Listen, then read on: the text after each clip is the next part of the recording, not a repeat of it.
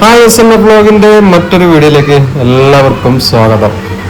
നമ്മൾ എല്ലാ ഈദിനും ഇതേപോലെ മക്കളും പേരക്കുട്ടികളും ഒക്കെ ആയിട്ട് ഇല ഇട്ടിട്ട് ഒരു സദ്യ എല്ലാ പെരുന്നാൾക്കും തറവാട്ടിൽ വെച്ച് ചെയ്യാറുണ്ട്, കഴിക്കാറുണ്ട്, എല്ലാവരും എത്താറുണ്ട്.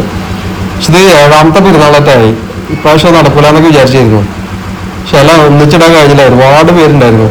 അപ്പോൾ ഇല അങ്ങനെ മുറിച്ച് കഷ്ണം വെട്ടിയിട്ട് ആണ് ഞങ്ങൾ ഫുഡൊക്കെ വിളമ്പിയത്. നല്ല രസകരമായ ഒരു കാഴ്ച തന്നെയാണ് കേട്ടോ. അപ്പോൾ ഉമ്മ മരണപ്പെട്ടിട്ടുള്ള ആദ്യത്തെ പെരുന്നാളാണ്. അതുകൊണ്ട് തന്നെ പെരുന്നാൾ ആഘോഷങ്ങളൊന്നും ഉണ്ടായിരുന്നില്ല, വലിയ ആഘോഷങ്ങളൊന്നും ഉണ്ടായിരുന്നില്ല.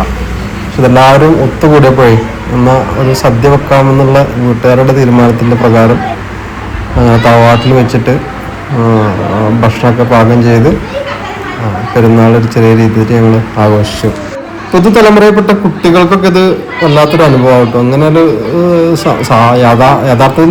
സത്യത്തിൽ ഇങ്ങനെ ഉള്ളത് ഭക്ഷണം വിളമ്പിൽ ഒന്നിച്ച് ഇല മുറിക്കാണ്ട് ഒന്നിച്ച് സെൻറ്ററിലെ ഇല 6-7 ഇല ഇട്ടിട്ട് അതിൽ ഫുഡെല്ലാം അതിൽ ചെരിഞ്ഞിട്ട് പിന്നെ വട്ടത്തിലിരുന്ന് കഴിക്കലായിരുന്നു.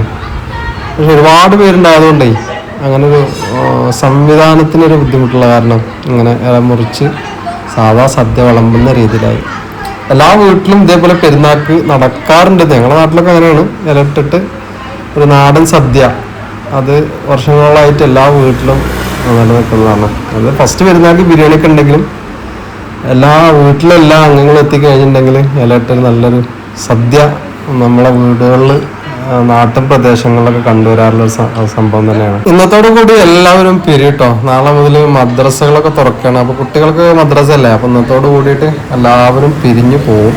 ഇനിയിപ്പോൾ അടുത്ത പെരുന്നാളൊക്കെയാണ് ഇതേപോലെ എല്ലാവരും ഒത്തുകൂടുക.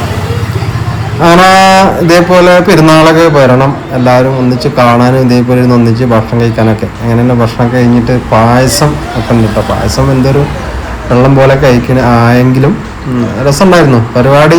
ഒന്നാമത് ഫുഡിൻ്റെ ടേസ്റ്റ് അല്ല ഇതിൻ്റെ പ്രത്യേകത, ഒന്നിച്ചിരുന്ന് ഈ ഒച്ചയും പാളൊക്കെ ഉണ്ടാക്കിയിട്ടുള്ള ഈ ഭക്ഷണം, അതാണ് ഇതിൻ്റെ ഒരു രസകരമായ കാഴ്ച. ഇതിന് പ്രത്യേകിച്ച് വീഡിയോസൊന്നും ചെയ്തില്ല. അപ്പോൾ അതാണ് നമ്മുടെ ഈദ് സ്പെഷ്യൽ. എല്ലാവർക്കും ചെറിയ പെരുന്നാൾ ആശംസകൾ.